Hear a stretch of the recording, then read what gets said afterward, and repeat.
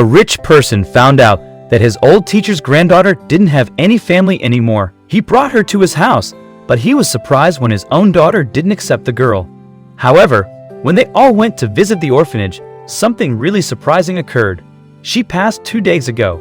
The Alum Committee sent the news, inviting everyone to the funeral tomorrow. I thought you might not have read the emails, Josh told Anthony, who couldn't believe Mrs. Matthews was gone. She had been a school math teacher and the robotics team's faculty rep. She thought that Anthony would make it big one day. She was right. He now had an incredibly successful technology business and earned a considerable yearly salary. Geez. Thank you, Josh. I'll be there, Anthony replied to his old buddy from the robotics team. It would be easy because he only lived about 40 minutes away from their hometown. The friends spoke for a few more minutes and hung up. Anthony packed a small bag in case he had to stay at someone's house, but he told his wife it was unlikely. At least that's what he hoped. The memorial was bittersweet, as she had been loved at the school, but the burial was solemn and quiet. Anthony stayed near his old friends and thanked Mrs. Matthews in his head for all of her encouragement these years. Years ago, the robotics team had been just a few nerds with dreams, but thanks to her, it was now an award-winning team at school. Everyone was proud of that. Look, that's even sadder, Josh suddenly muttered, looking towards the side. Anthony frowned, following his gaze and spotting a little girl dressed in black. Who's that? Mrs. Matthews' granddaughter, Rosemary, Josh commented. She has no one now. What do you mean? Wouldn't she be Charles' daughter? Anthony asked, confused.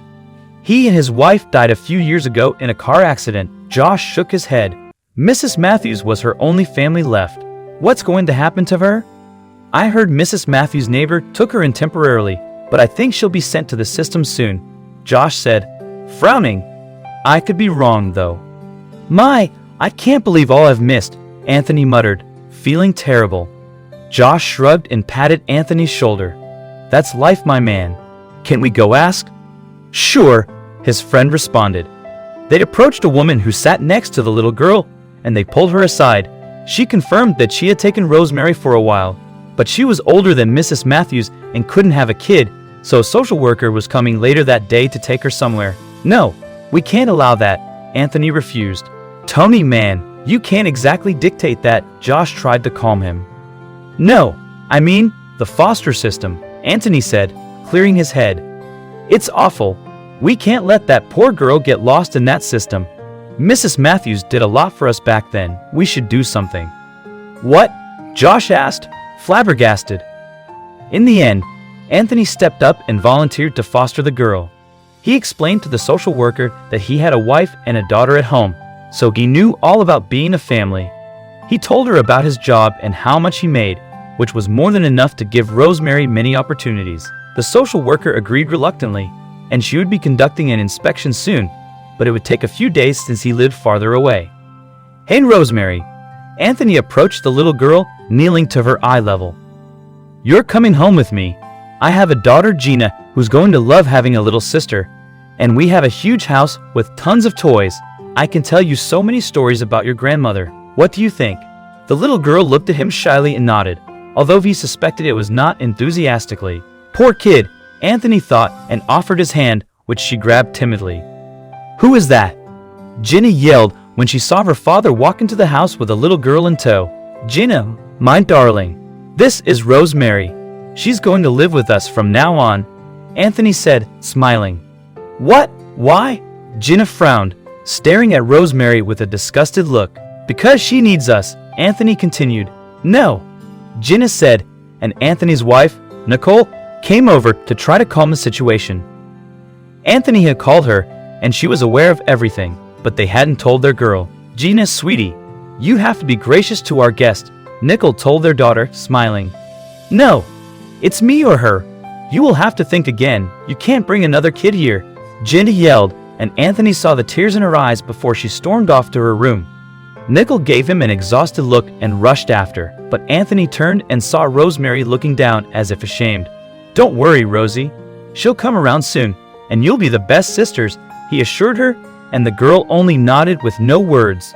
Afterward, he and Nicole did everything they could to get the girls to bond. He bought them toys to use together, and Nicole arranged creative activities. Rosemary was brilliant, polite, and extremely sweet the few times she spoke up.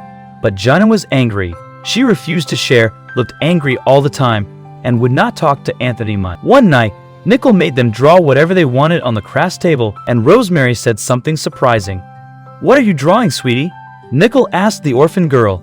"It's my teddy. I miss it," she answered, and even Gina looked toward the girl's drawing.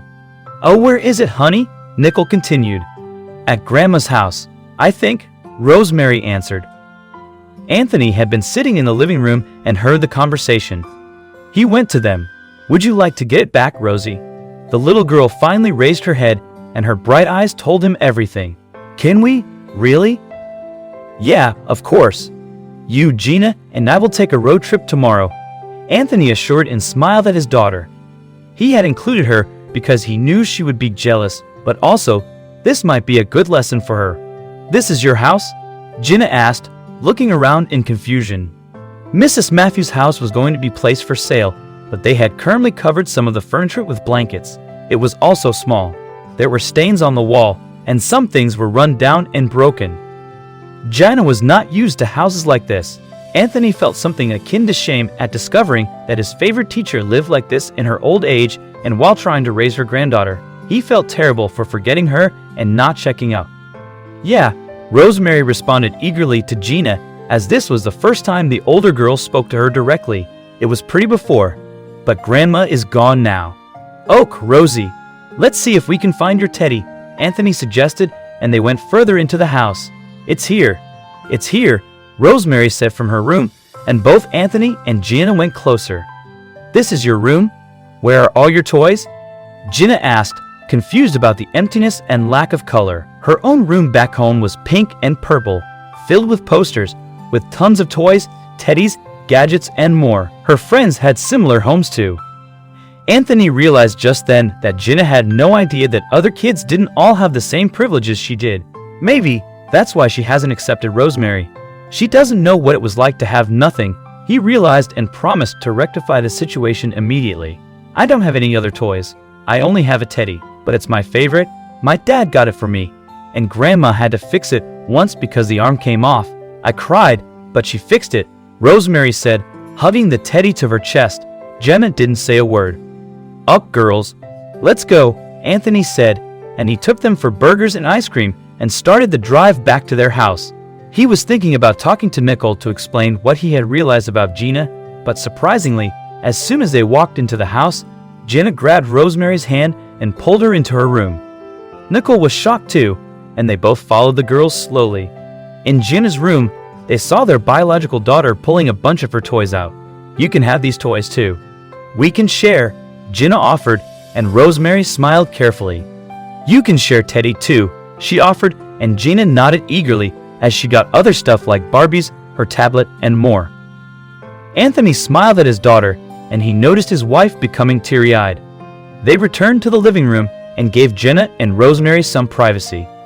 On that day, Gina and Rosemary truly became sisters, even though Anthony and Nickel had to wait a few more years to officially adopt Mrs. Matthews' granddaughter. Nevertheless, their family felt complete, and it was all thanks to that memorable road trip.